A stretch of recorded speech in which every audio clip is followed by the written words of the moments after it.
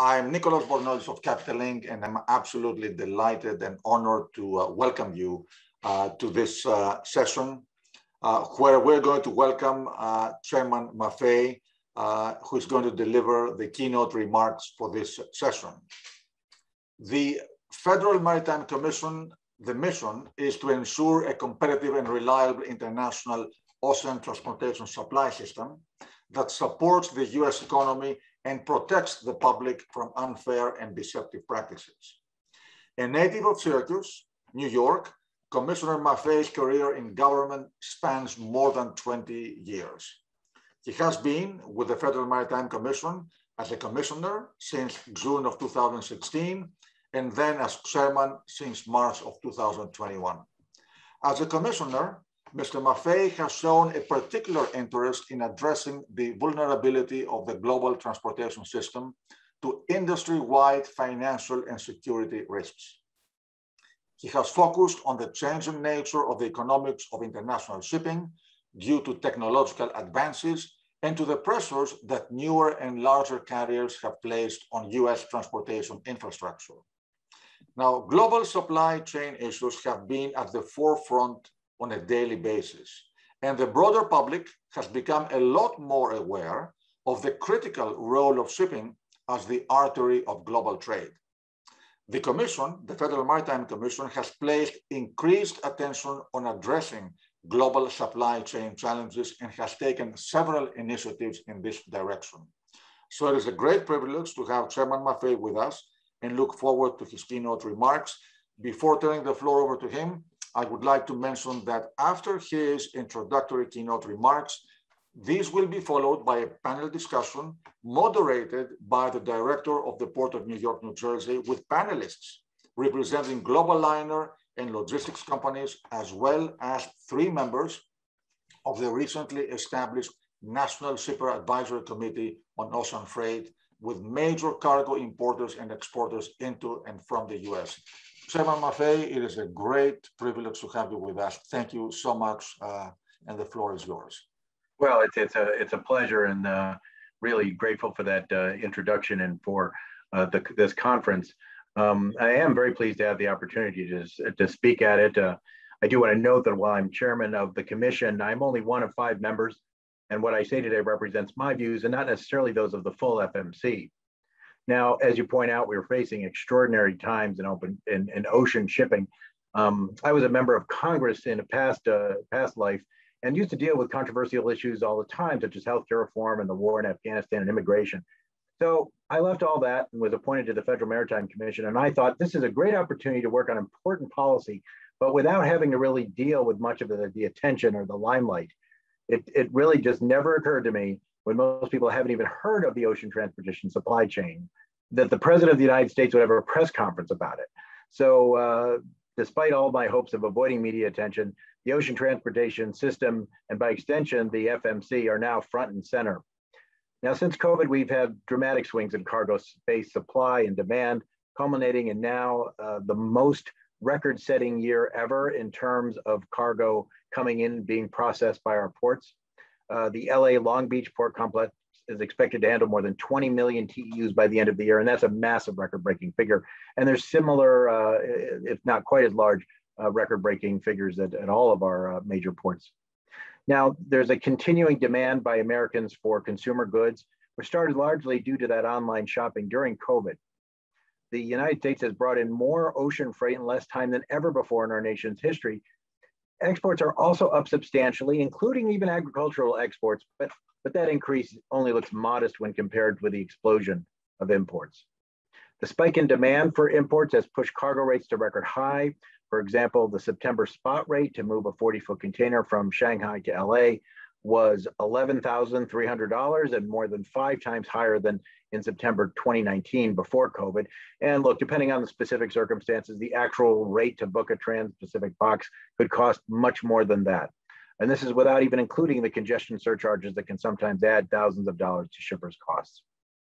The rates, of course, just tell part of the story. There's just not enough space on ships for all the shippers that want space, and cargo is often turned down due to lack of space or bumped. Once on a ship, congestion-related delays of many days or even weeks are commonplace. On the West Coast now, dozens of ships are lining up outside San Pedro Bay waiting to be unloaded. Key container gateways around the country, including even the facilities at New York and New Jersey, I'm sure you'll hear about that. They don't have the lines, okay? So they're definitely doing better than LA and Long Beach in that sense, but they are facing vast increases in demand for imported goods, and they have many congestion-related issues. So if you imagine the supply chain as a 4-lane highway, most of the time it is sufficient enough to handle the capacity, but the increased traffic clogs the highway, and that is essentially what's happening now. It's sort of like we have 8 lanes or 9 lanes worth of container volume trying to squeeze into 4 lanes because of the overwhelming demand of American consumers and companies. It's primarily a supply and demand problem, and there's simply more demand for ocean transportation than there is capacity. As my colleague, Commissioner Lou Sola, has said, everyone is responsible, but no one is to blame. Now, the FMC is charged with ensuring a competitive and reliable international ocean freight system that supports the US economy and protects the public from unfair and deceptive practices. And we do believe that at no time in decades has that mission been so important. But of course, you do know that the Shipping Acts of 1984 and 1998 provided for a largely deregulated market-based international ocean freight system. But we do have some authority to act in some key areas to try to lessen the burden on American shippers. Over the past slightly more than a year, the Commission has initiated several actions to address fees. In spring of last year, we unanimously approved a rule that I believe said in essence that a detention and demurrage fee must primarily be an incentive for moving cargo and returning equipment. And if the entity being charged, a shipper, a trucker, intermediary, cannot move that cargo or return the equipment for something beyond their control, they should not be charged. I thought this was pretty simple, but in practice, it has not been implemented across the board. So late last year, reacting to reports that they may not be properly heeding the rules out there, the FMC launched an investigation of detention, demurrage, container return, and export carriage policies at our nation's 2 largest port complexes. And to make sure that people knew we were serious, we put Commissioner Rebecca Dye in charge of it. In addition to that investigation, in July, I used my own administrative authority to launch an audit to determine whether and how D&D rules were being implemented by the major carriers. As part of their work, the team sought examples of model behavior by individual carriers that should become industry standards. I expect the audit team leader will announce some detention and demurrage best practices that have been identified by their work to date. And these are right now suggested, but embracing and implementing these best practices would be an act of good faith that the carriers could take immediately. Further, it would demonstrate good corporate behavior and citizenship that has not always been evident in how lines have conducted themselves over the past year. Now, taking what we've learned from these efforts and following one of Commissioner Dye's recommendations, the Commission approved in September additional rulemaking to clarify exactly what is required of those charging detention and demurrage, including some of their billing practices. For example, it has appeared that sometimes a bill is just sent out without any real effort on the part of the billing party to make sure the fee follows the rule. Now, if appealed, the billing party often does, waive the fee, but sometimes the party getting billed isn't even the right party. And if they don't take care of it, the biller will suspend pickups or some other draconian measure. And that's not what the FMC meant, in my opinion. In addition, on August 2nd of this year, the FMC launched an enforcement investigation of several carriers leveling so-called congestion surcharges and similar add-on fees. One of them even called it a value-added fee. In my view, these fees can sometimes be justified for special circumstances or sometimes for particular kinds of bunker charges. But for congestion has gone on for months and is at every major port in the world. If these fees are really just an add-on to the freight rate, then carriers should be honest and transparent about that and include it in the rate. Now, we're taking many of these steps to protect against unreasonable practices in the industry, including we're also going to, we already are beefing up our Bureau of Enforcement and our Office in Consumer Affairs and Dispute Resolution, and we do intend to have an export advocate in that office. We have seen an uptick in private party complaints filed with the Commission, and we're going to continue to try to take action to make sure that there is no undue disincentive to file such cases. Finally, as just mentioned, the Commission has moved forward and stood up the National Shipper Advisory Committee created by Congress, actually again on a recommendation by Commissioner Dye. It's comprised of 24 members. I think Ken O'Brien and Steve Hughes, I know, are on it, and they're on the next panel you'll hear from.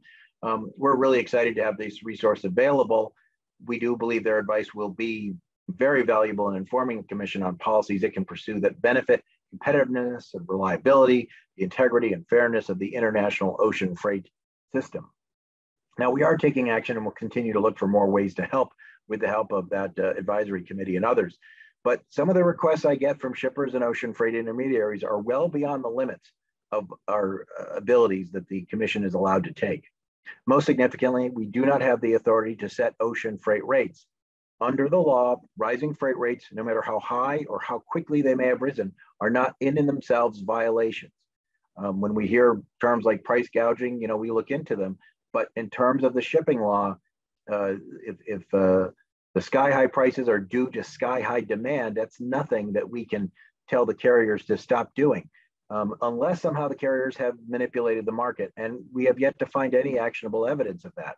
In fact, steamship lines are not limiting supply, but ordering more new ships and more new containers. The FMC also cannot establish preferences for certain kinds of cargo, no matter how important that cargo may seem. And we can't demand that carriers take more exports.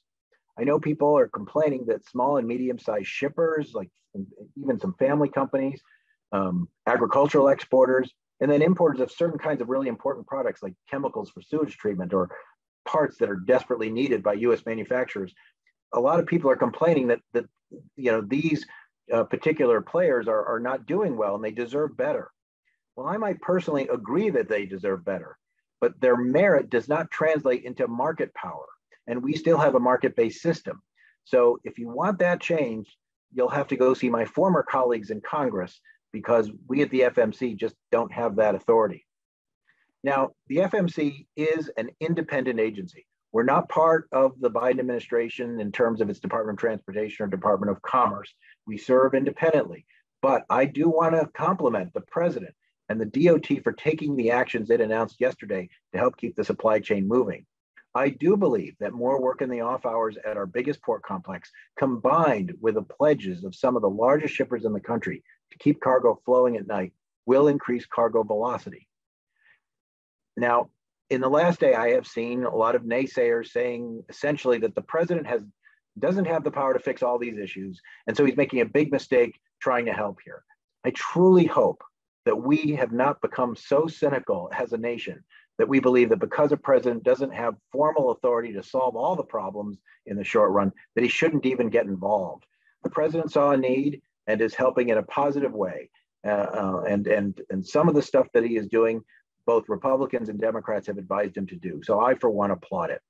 In fact, it does inspire me to continue to find ways within the authority granted to the Federal Maritime Commission by the Shipping Act to make things easier for shippers during during all this complex issues.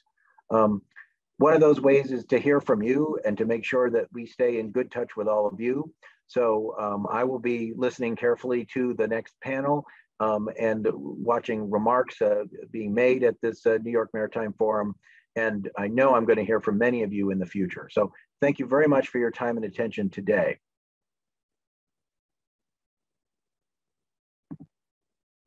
Mr. Chairman, thank you very much for these very important remarks, and thank you for inaugurating this session on the global supply chain issues. So thank you, sir, for being with us, and I look forward to having you with us again next year, if not even sooner. Hopefully in person, though. Hopefully in person. I want to make sure that we get people to New York. We hope so. I mean, we were planning to do this event in person, but I think. Yeah, no, I don't blame you this year. I'm just saying that. I think let's cross our fingers for next year. The trend is positive, so we look forward to it. Great. Thanks, Nicholas. Take care. Bye-bye. I'm Nicholas Bornos of Capital Link, and I'm indeed particularly privileged to welcome you to this panel discussion. This discussion is coming after the introductory remarks of the chairman of the Federal Maritime Commission, Mr. Daniel Maffei. And I would like to mention that the New York Maritime, Capital Link's New York Maritime Forum that we host every year, it's been organized in partnership with DNB with the cooperation of the New York Stock Exchange and NASDAQ, but also always with the cooperation of the Port Authority of New York, New Jersey, and the New York Economic Development Corporation. So this forum aims not only to discuss about what's happening in the global commodity, energy, and shipping markets, but also to highlight the role of New York as a major global maritime hub. So this panel today is going to address one of the most critical topics of today, global supply chain challenges. And as we were discussing before coming online, it is very interesting that the wider public, I think, is becoming more and more aware of the absolutely critical role of shipping as a link in the global supply chain and global commerce. So we have with us an amazing panel with stakeholders from various areas. For example, Sam Ruda, who is going to moderate the panel. Of course, he is a director of the Port of New York, New Jersey. We have with us also representatives of liner companies, global logistics companies, and also 3 members of the nationally established Super Committee on Ocean Freight, the advisory committee composed of major importers and exporters of cargo in and out of the US. So without any more delay, I would like to thank you all. Thank you. Sam, I will let you introduce everybody. And thank you to all of you. I know that some of you have to change your schedule to be part of this panel, so I'm particularly grateful to you for all of you for joining. Great. Well, thank you, Nicholas, very much. I'm Sam Ruda. I'll be your moderator today. In my day job, I'm the Port Director for the Seaport Division of the Port Authority of New York, New Jersey. I do want to thank Capital Link for hosting the New York Maritime Forum. Just a few opening comments from my side, and then we're going to get to the Q&A with our distinguished panelists. But let me just add to what Nick said. Not since Jackie Kennedy married Aristotle Onassis has shipping been so prominently featured in the news. Indeed, shipping ports as well as supply chain and logistics are today daily features, both in the national and global media. The backlog of vessels in Southern California and elsewhere is now a daily news event. The issue is front and center yesterday at the White House, where basically everyone was talking about our industry and our business. Since this is the New York Maritime Forum, I can tell you that at the Port of New York and New Jersey, fortunately, we are moving record amounts of cargo, but the cargo is moving. Year to date through August, we're up about 27%. While this is not the only metric in terms of port performance, it seems to be very topical in the news. The number of vessels at anchorage as of this morning, we had about 3, and actually not about 3, exactly 3. So the vessels are, for the most part, coming in and moving. It's not to say that the system isn't stressed. We're operating at very, very high utilizations.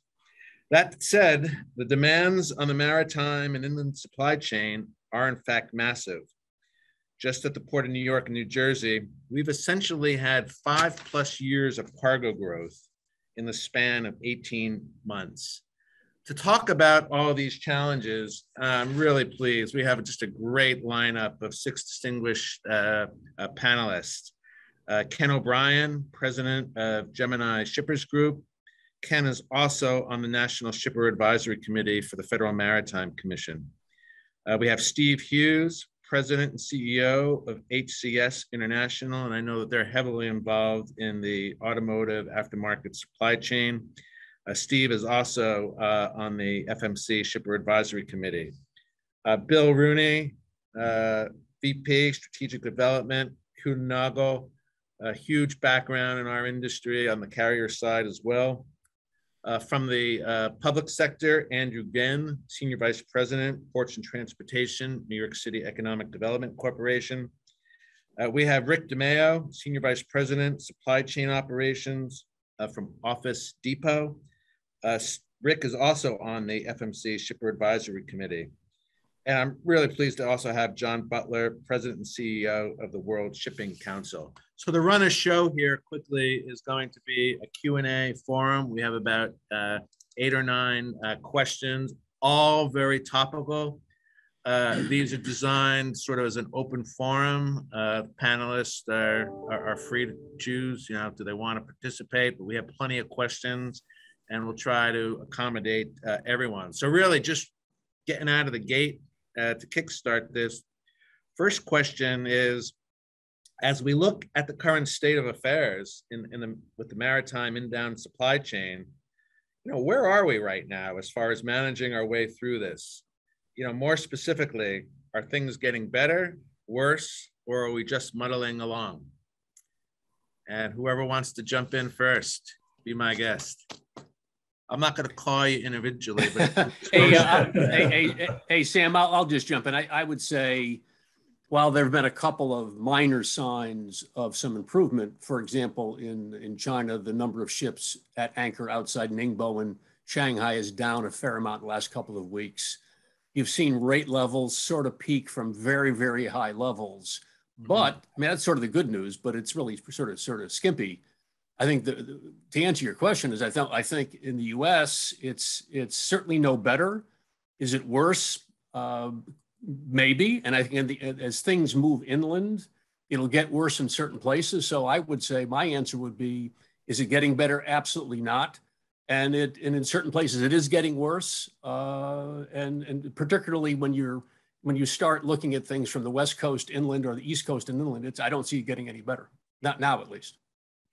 Thanks for that, Bill. Who else would like to weigh in? Well, if I can pick up on what Bill said on the anchorages off of China right now, I think a lot of that could be affected by the power outages that we're seeing in China, which is shutting down not just factories, but residential areas, or in whole cities. So that's going to have an effect on the amount of cargo ending up in those ports. So I think that's part of it. But I'm on the West Coast, and if I look out my window, I see a lot of ships on the water that I've never seen before. So I don't see it getting any better. And I'm afraid we're going to, if power starts going up in Asia, I think we're going to see another rush.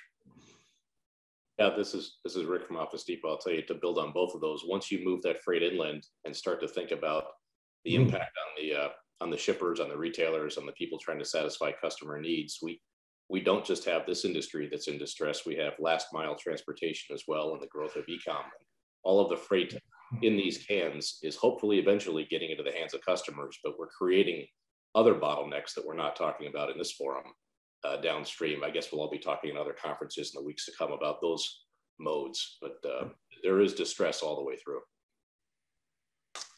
Yeah, I think this is John Butler. I think, I think Rick's comment's important because, one, define getting worse and getting better. Sam, as you said, we're moving record amounts of cargo. I mean, typically that would be a good news story, right? But this thing probably only unwinds when that demand starts to drop off. So, there's a little bit of careful what you wish for. And I think to Rick's point, this is not a port congestion issue or some other particular point in the supply chain. It's a whole of supply chain congestion issue. And in that way, it's probably different from situations we've seen before. We've seen in the past sort of episodic situations with labor or weather, but it's tended to be geographically limited and limited in time. This is everywhere all the time. Yeah. And it's a really different set of circumstances. Thanks. Ken, thank you. Ken? Yeah, I would say, I would probably put myself in the category of saying we're muddling along. And I think, John's totally correct in saying, there's a tightness of matching of supply and demand. Something has to give. And I think on the demand side, American consumers have not relented, right? We continue to buy at record pace. When you look at all of the numbers on consumption versus spending, in services, consumption's up, services down, and it hasn't relented.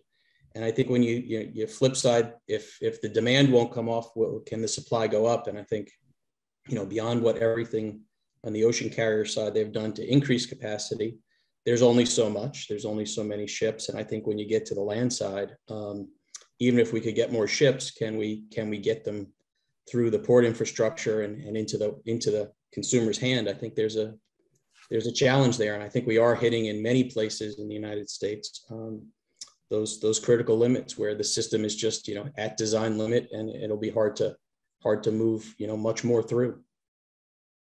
Yeah. Hey, Sam, let me add one thing. What doesn't get covered in the press, and people have covered it here a little bit, is it's all along the supply chain in which you hear that, but it's not just the ships, it's the terminals, it's the containers, it's the chassis, it's trucking, it's the rail network, it's the rail ramps. Everything has been overcome, and the root cause is as was just pointed out by Ken, not too much volume, but more volume than this network has been able to absorb. You can't absorb a 20% to 30% increase in volume and a set of fixed assets across a sea logistics network, from my perspective. Yeah, great. I want to continue like a follow-on question. This is going to be for John Butler, but from World Shipping Council. But a little context, again, just from the window of the Port Authority of New York. I talked about record volumes, and but we're not the only one with record volumes, so that's really not the point. But it's kind of interesting. I look at our data on a monthly basis, and year to date through August of this year, just in terms of number of container vessels, we're actually have had an increase in the number of actual ships, but it's actually not statistically significant. We're up maybe about 35 ships year to date. What is more interesting is that the average size, we've seen a 30% increase in the number of ships greater than 9,000 TEUs. So clearly larger vessels coming into the to the port. So obviously at the shipping side, container shipping side, obviously the ships are actually moving, they're bigger and moving larger amounts of cargo. But with that little bit of a context, to John, it's sort of a open-ended question here, but what are your carrier members telling you about near-term capacity outlook in the container shipping industry? And could you provide some color too on the impacts to the existing capacity, just given all these berthing delays, not just in Southern California, but sort of globally? Sure. I mean, in a nutshell, I kind of referred to it earlier. I mean, every available container ship in the world is employed, right? If it's not on the water, it's in dry dock, basically. And so, the people have their new build programs, but that takes time. So all the capacity is out there, is being deployed. And frankly, a lot of it has been pulled into the U.S. trades. We got folks in other parts of the world that are maybe not tremendously happy about that. But, the market has sent up the signal that, hey, we've got demand here, and the ships have followed, including new services from carriers that haven't typically called the West Coast, for example. So in terms of deploying the assets, that's happened. The second part of your question is, okay, with all of the congestion, what's the effective utility of those assets? And the answer is obviously, if you've got ships sitting at anchor, they're not moving cargo, right? So in this business, capacity equals velocity. So if it's not moving, it's not working, and you have less effective capacity. And that's obviously what we've run into, and not just in the US, but globally. And it has different causes in different places, right? We've got a whole bunch of ships stacked up off of Southern California. The traffic jam's in front of you, not behind you when you're sitting in a queue. In different parts of the world, it's been production delays, but the net result is the same. We've got a really lumpy supply chain on top of all this volume, so we're not moving things collectively through the system as efficiently as we do in normal time. I like that term, lumpy supply chain. I think that is well said. We're going to move on to the second question, and on one level, it's a basic question, but given that we have such a broad, set of experts with different cargoes and visibility to shippers and interaction with shippers. The question is, from your individual experience, where are you seeing the biggest supply chain bottlenecks right now? And it doesn't have to be one; it can be multiple. So I'll open that up. Same format to anyone that wants to jump in first. Well, I'll jump in first and follow on to where we started. Beyond ocean and the challenges to get it, as Bill Rooney said, through all the different modes of transportation. There are labor challenges that a lot of the BCOs see in warehousing and in trucking as well. And then the final mile, whether it's a national provider or regional, responding to the e-commerce growth has been on fire for the past 18 months. And as people work from home and shop from home and diverted funds from services to products, it has been literally, we've been chasing that capacity almost since we went home last March, or 2 Marches ago now. And that is going to be a real challenge this fall season. So unlocking the goods and getting them off the boats is important. And then figuring out how to get it to the customers is becoming even more important. It's a fight all the way through. Mm-hmm. That's interesting. If I may, I see a problem at the gate more than anything. And this goes back to a committee that where Ken and I originally met, was the FMC Supply Chain Innovations team. I think it was in 2016. We had 32 or 33 different stakeholders in this meeting. We broke into 3 teams, and the output was, or the request was, come back and tell us the one thing that needs to be addressed at the ports more than anything. And all 3 teams came back with the same thing: efficiency at the front gate, getting throughput at the front gate. So what I'm hearing in the press is that it's driver shortage, driver shortage, driver shortage.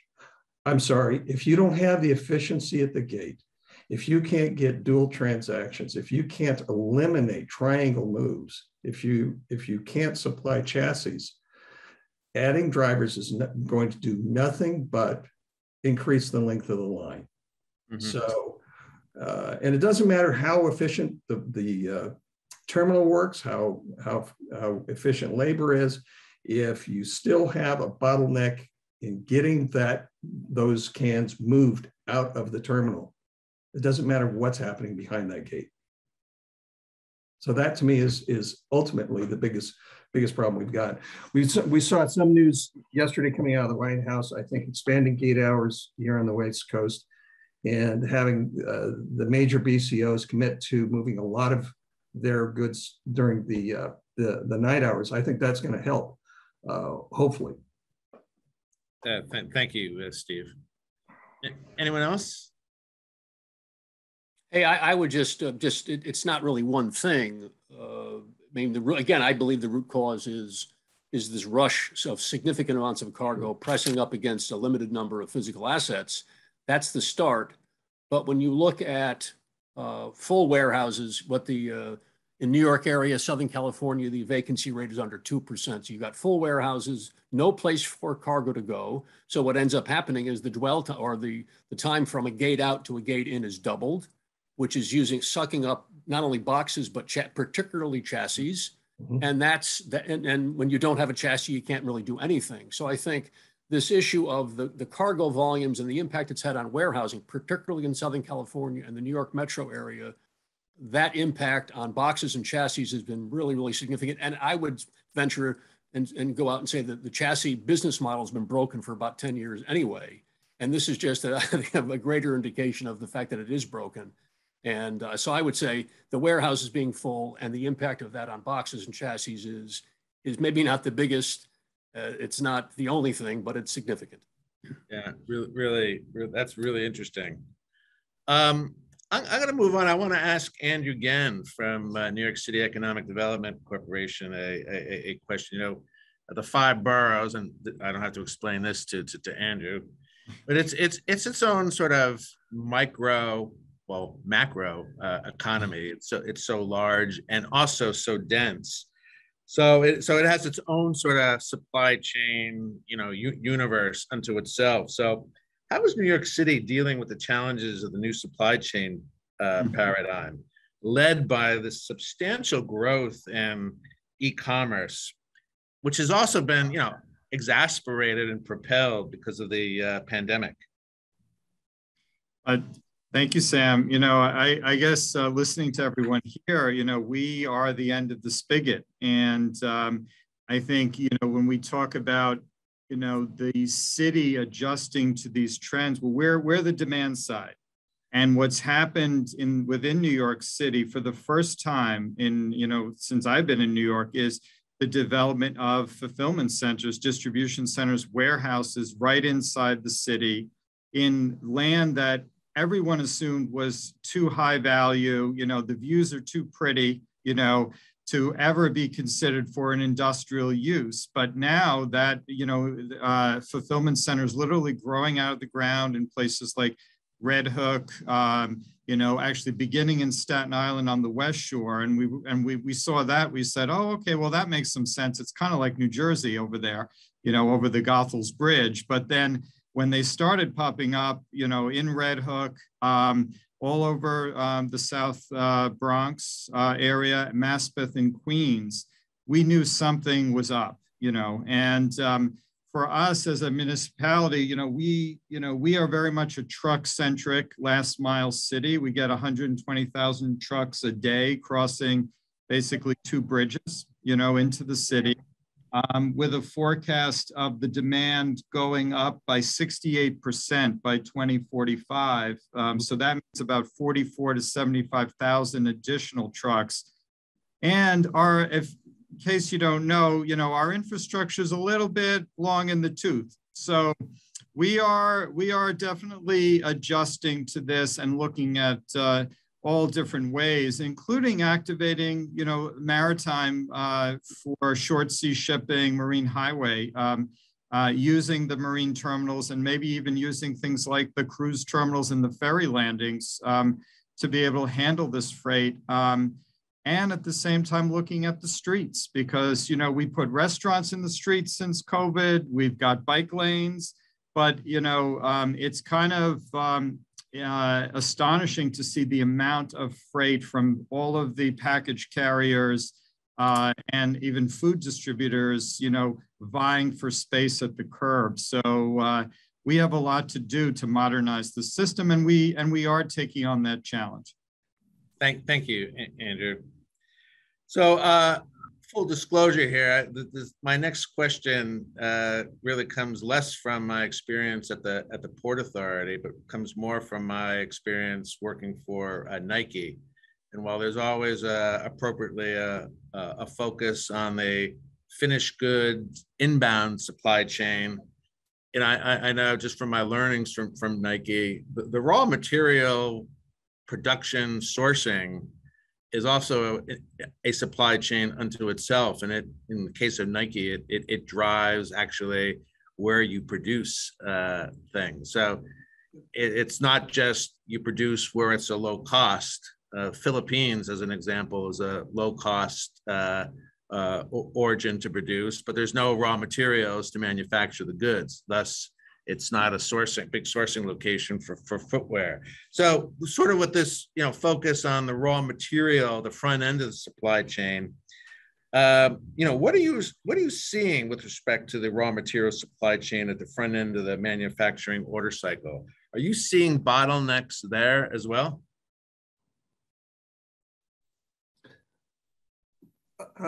So from my experience, when inputs for manufacturing substantially delayed, depending upon your inventory, manufacturing ends up being stopped. I mean, during the 2014-15 labor discussions out here, we had inputs that were stuck on ships so long that we were within days of laying off 150 plus people because we weren't going to have the inputs to produce finished goods. In our current situation, this is especially true with those companies using GIT in their inventory model. So it's definitely a challenge. Thanks, Steve. Anybody else? So, Sam, I'd say, and John brought it up that, we talk a lot about the Trans-Pacific and the inbound finished good trade, but, as more and more ships have been driven into the U.S. market to meet that demand, right? They've come from somewhere else. And John used the words, there's other places that might not be so happy about that.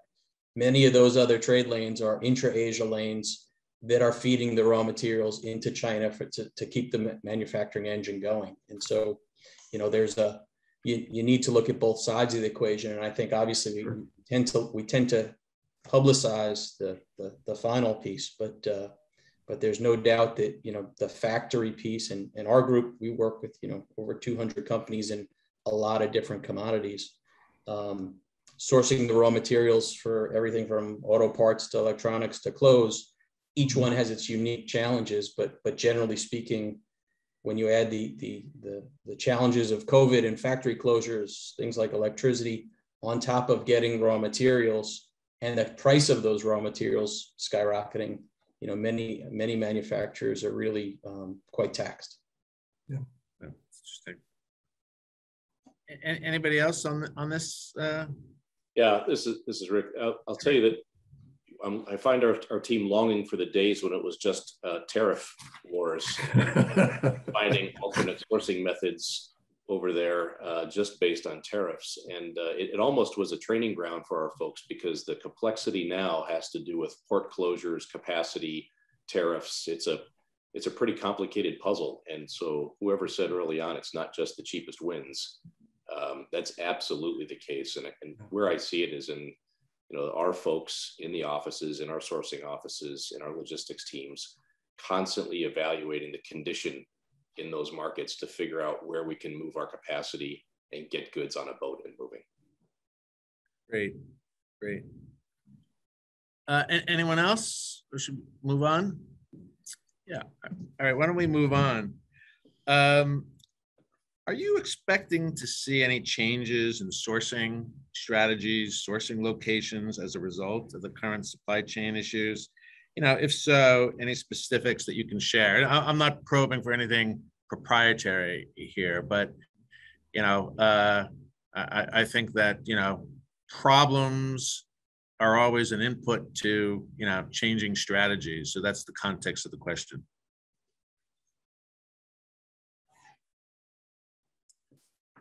Well, in this kind of a situation, it's really difficult. I mean, who would have thought that this issue would still be hanging over our heads here almost 2 years later?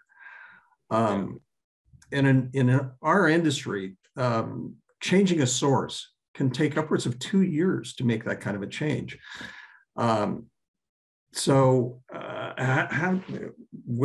With the situation changing almost on a monthly basis, how do you say we need to change a source? And in capital-intensive businesses like the brake industry, this is a really difficult thing to move from, let's say, China to Vietnam or in India if they don't have the infrastructure, if they don't have the manufacturing already. And it's a very, very long and intensive product or process, that is. Hey, Sam, I would, to follow on to what Steve just said, I mean, it's a really from my dealings with customers over many, many years, it's a really complex question. And I think Steve is spot on with the length of time it takes to make a change. Yeah. What I would add is, changes in sourcing have been going on forever and ever. I mean, when I was growing up, the sneakers I had when I was a little kid were made in Lowell, Massachusetts, right? They weren't made you're dating yourself. Yeah.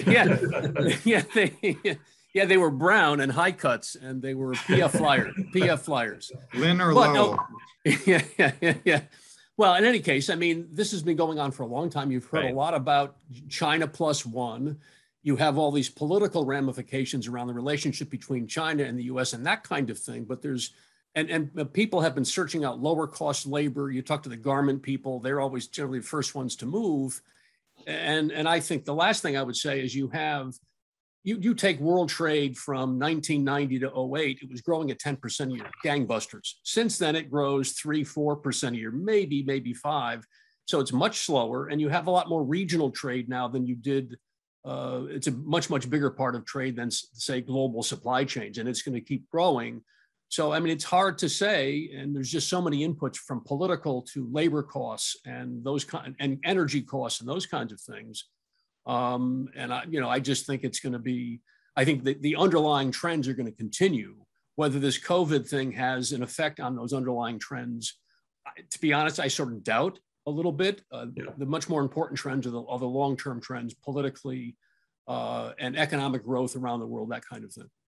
Well, and commercially too, because in our industry, if your competitor all of a sudden finds a better source and you're seeing that you're at a disadvantage price-wise, your purchasing and your marketing people are looking, okay, how do we compete? So you'll end up having to possibly look at a different country with a lower labor rate to get to that point. And if you look at the trends, to your point, in the 60s, there was a lot of product manufactured here. Then all of a sudden, we started getting product made in Japan. And then in our industry, we started sourcing product from Mexico and Brazil.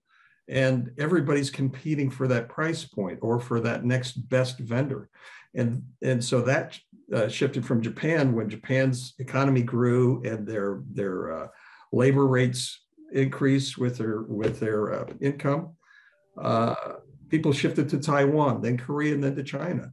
What's the next market that people are going to go to source for pricing? Hey, Sam, let me jump in and mention one thing that I should have mentioned before. I think the one thing that I think may come out of this pandemic is the fact that customers, not to bring up Lowell, Massachusetts again, but a number of years ago, people had a supply chain that was 500 miles long, 700 miles long. Yeah. They now have a supply chain that's 7,000 miles long, and they're just discovering that that's a risky proposition, or a 7,000-mile supply chain involving several foreign countries when you're assembling parts and everything else is a much more risky proposition. And with CEOs and CFOs being grilled with questions about supply chains by financial analysts, that's something that may come out of this pandemic, is people understanding that a 7,000-mile supply chain has some risks they weren't aware of or got lulled to sleep about. Thanks. Yeah, no, good point. So I'm gonna move on, and I'll preface this by saying at the front end, this is kind of a big question, but open to everyone, and it's kind of about regulation, deregulation. But the intro to the question is, we're about 40 plus years into the transportation deregulatory era in the United States. Maybe a bit less for ocean shipping reform, but fundamentally, the main modes of transportation in the US are, in fact, deregulated: truck, rail, aviation, and international ocean shipping. There may or may not be causation here, but we certainly have seen significant consolidation in many of these modes, if not all. So the question is, has there been too much consolidation in the transportation sector? And is there a need for some rethink in the regulatory framework? I know that's a lot, but I think this is very topical right now, given the situation that we're in. Sam, I'll bite on that to start. Yeah. You're absolutely right. There has been, over the whole time I've been doing this, I won't say how long, but there's been significant number of mergers and acquisitions and consolidation on the ocean side. But by the same token, it's still a really, it's not a concentrated industry. It's still exceedingly competitive. And, you look back, okay, set COVID aside and everything being turned on its head. But if you look back from, early 2020, back 20 years, what deregulation did was give you, more service at lower prices to more places. So, there's always a tendency when you have a crisis or an unusual situation to pretend that is the baseline, or that represents really what the structure of the industry is. And of course, that's an incorrect way to look at it. So I think it's pretty clear that while we have had consolidation, we're nowhere near a concentrated industry. And you raised a question about is there causation? I think the answer is clearly no. I mean, it's not consolidation that's led to our current situation. It's COVID. It's a different C. No, that's John, really well said. Open forum here.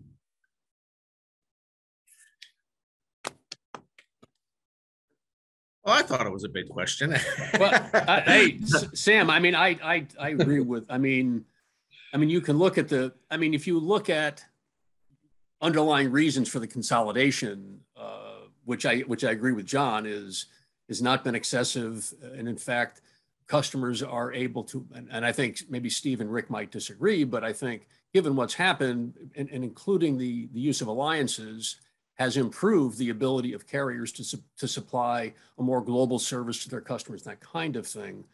But I think one of the things that I think gets forgotten in this is the underlying returns over many, many, many years of the people who actually own those assets, who actually own the ships, whether directly as a carrier or charter. You know, the carriers charter about half, I guess John would know better, but the returns, you know, have been so bad over many, many years that the consolidation was not a surprise at all. And I think that's going to happen in any industry. When your returns are 6-7% under your cost of capital, you're going to get consolidation. And I think people need to remember that over, as I said, almost since the inception of the business, the rates have been at a level that have generated returns that are well below the real cost of capital. You can talk about subsidies and the rest of it, but I think that's what happens when you have those kind of returns. You get consolidation, but I don't think consolidation has really has it affected the service? I think it has, and I think in many ways because the alliances it has affected it positively. Interesting, great. Okay, really thoughtful comments there. So the next question. This may apply more to the folks that are cargo owners, but again, open to everyone. So what should supply chain and logistics professionals be thinking about right now? And sort of related to that is, what skill sets matter the most in this environment? I can tell you what we are thinking about more is flexibility. We have to have a goal of being highly reliable for downstream customers, whether they're partners or actual consumers. And we've all for the past decade, pre-COVID, have been looking at metrics and stable work environments where we're used to hitting our numbers, and our customers are used to getting next day delivery, and trucks always show up at stores on time. And so this disruption has really called out the fact that the phrase supply chain implies that when a link breaks, the whole thing comes apart. And for many years, we've been more of a cable. We've been able to overcome challenges with a backup plan. And we've seen right now that we are really subject to when one part breaks, the whole thing can come apart. And so redesigning our thought process, a 7,000-mile supply chain, as Mr. Rooney said, is probably not good for everything. Being highly reliable with some redundancy in our programs is probably what our customers are going to demand going forward. They're not going to cut us a break, obviously. It's going to get harder, not easier. And so that design element, redundancy in your planning, having a backup and contingency plan, and designing for flexibility is something that we're really pushing on. Yeah, thanks for that, Rick. Anyone else? Yeah, I think if we're looking for the short term, the small to medium BCOs, my recommendation is stay the course right now. Leverage your current carrier NVO relationships as much as possible, because pardon the pun, trying to jump ship in the middle of this pandemic in thinking you're going to find salvation is I think it's wishful thinking. And in the long term, if you're a smaller BCO, you don't have much leverage at all. Try and find solutions that will put you in a position where you are getting that leverage. And there are methods out there or solutions out there. One thing I've seen in our industry, and especially with the small to medium BCOs, if you will, is there's a lack of education in shipping and logistics. And there's also a disconnect between the purchasing, marketing, and the logistics department. It can be, it's funny to see the relationships. It seems to be quite often the purchasing department keeps logistics at arm's length. And sometimes I've even seen it to be quite a contentious relationship, finger pointing, et cetera. And that's the worst thing anybody can have, is a supply chain, an internal supply chain or teamwork that is contentious relationships or not working together. And I think the pandemic has actually opened people's eyes to realizing now that they have to have a teamwork between purchasing, a very, very close relationship between the purchasing and logistics people. And hopefully the C-suite is going to push more towards educating their logistics team and not just transferring, when they lose a logistics member, not just transferring the guy from the warehouse that kind of understands shipping to that position, which is quite common, unfortunately. Yeah. I think, Sam, also educating the public. I think that the industry is now more than ever out of the shadows and has to tell the story of supply chain so that the general public understands, so that there can be investment and there can be change on the public side, things that the industry needs to become more efficient. Yeah, thank you, Andrew. And the labor piece too is important.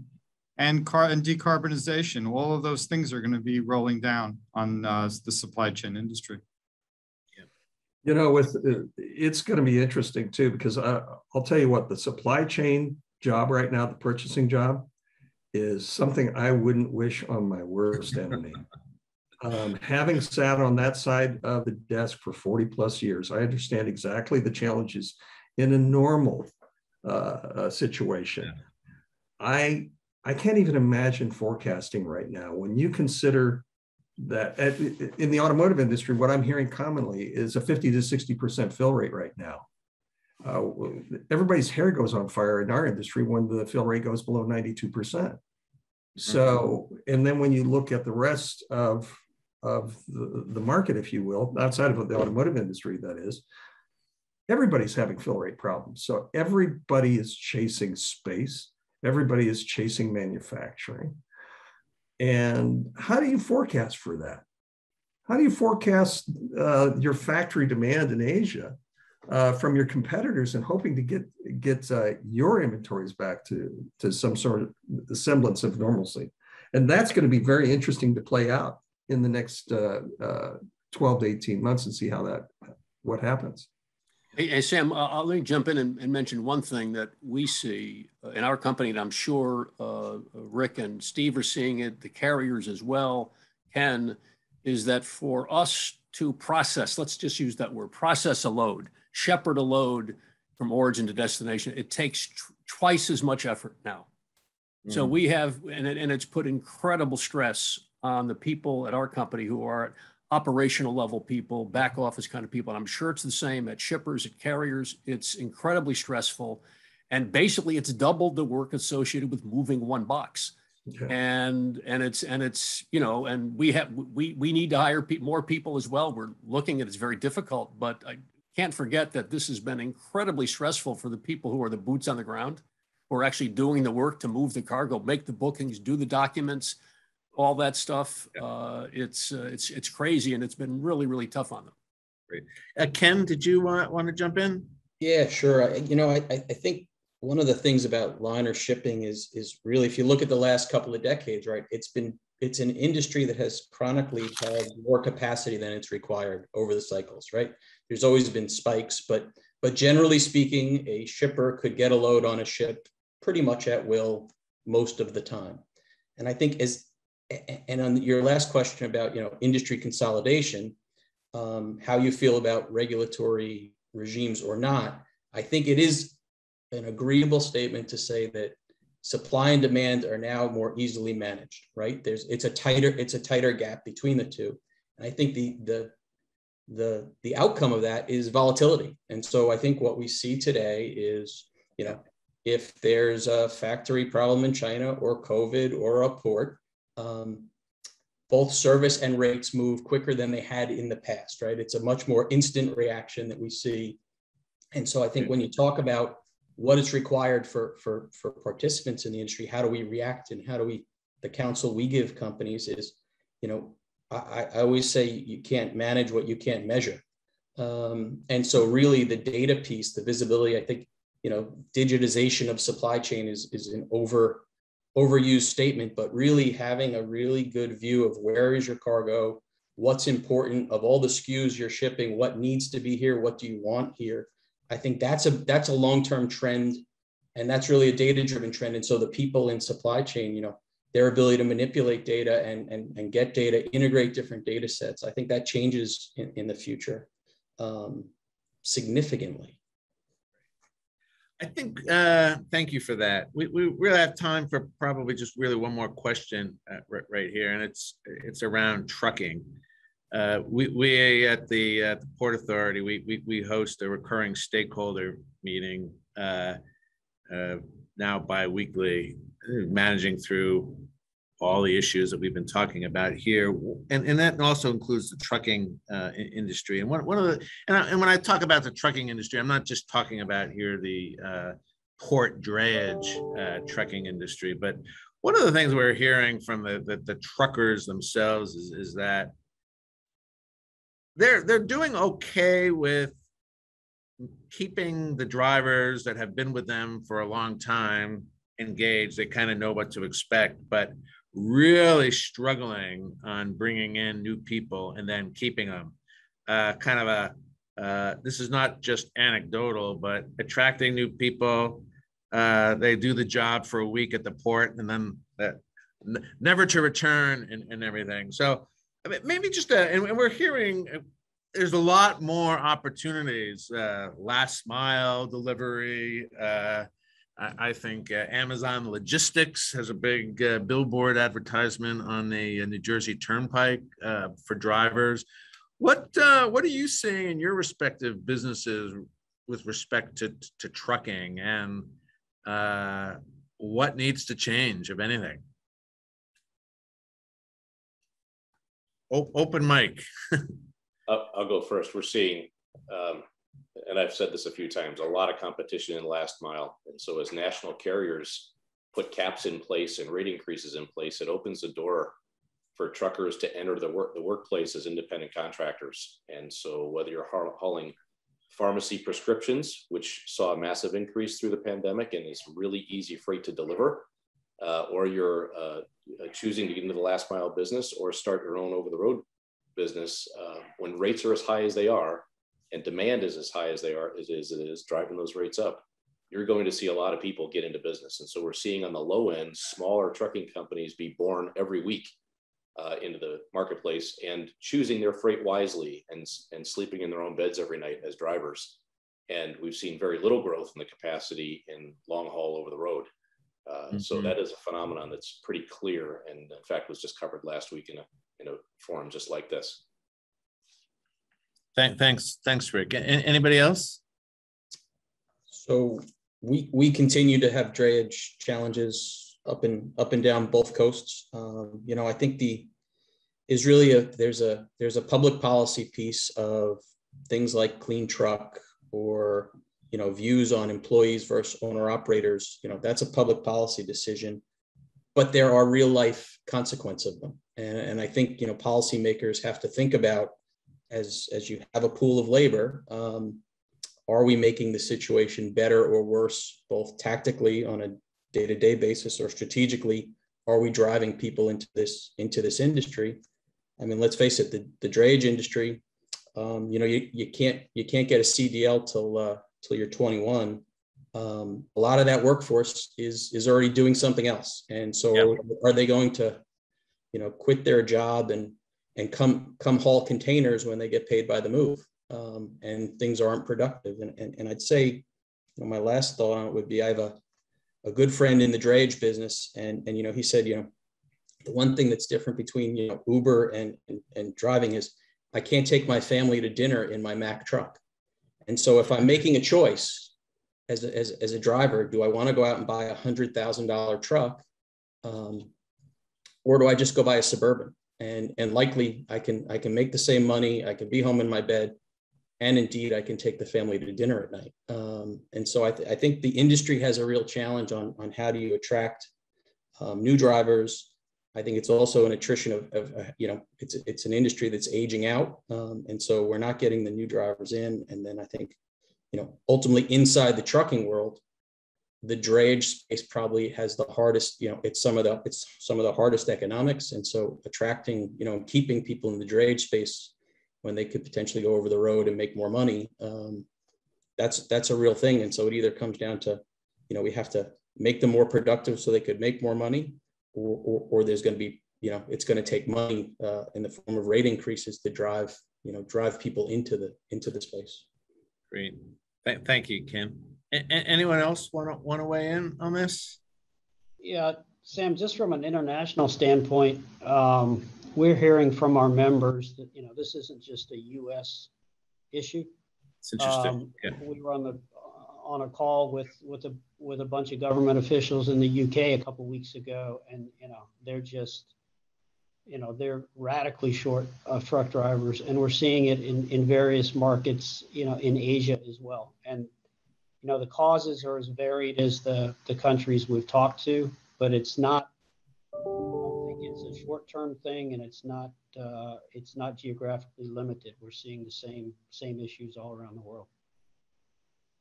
Okay, great. Sam, I would just throw in to echo, I think what Ken brought up was this issue of, are they employees or independent contractors? That's got to be resolved.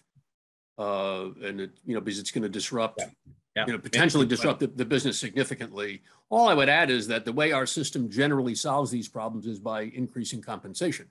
I mean, if you want to get more people to do something, you pay them more. And I think it's going to come to that. It's going to have to come to that. If you want to get more people, younger people to do it, you got to pay them more. Yes. So it's even true for port directors, Bill. Yeah.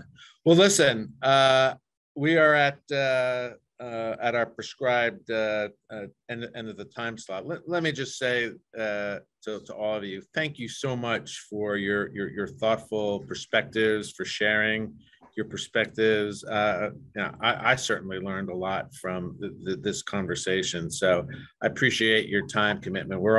Everyone's going full steam ahead here. So really thank you for being part of this panel. And with that, I'm going to turn it back over to Nick. Well, my role is very easy, because all I have to say is thank you for a truly amazing discussion.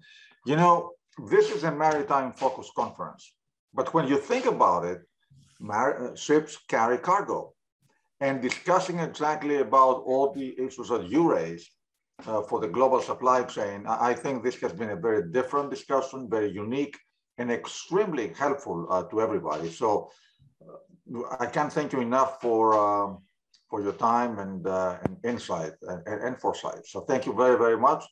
And I hope next year we can have it all in person. And maybe some next year what we'll do, and we can work together on that, is especially for our foreign guests who usually come all the time, maybe we can arrange for a tour of the Port of New York. Absolutely. So they can pleasure. Yeah. Anyway, to be continued. Again, to all of you, tremendous thanks. Yeah. Thank you, everybody. Thank you.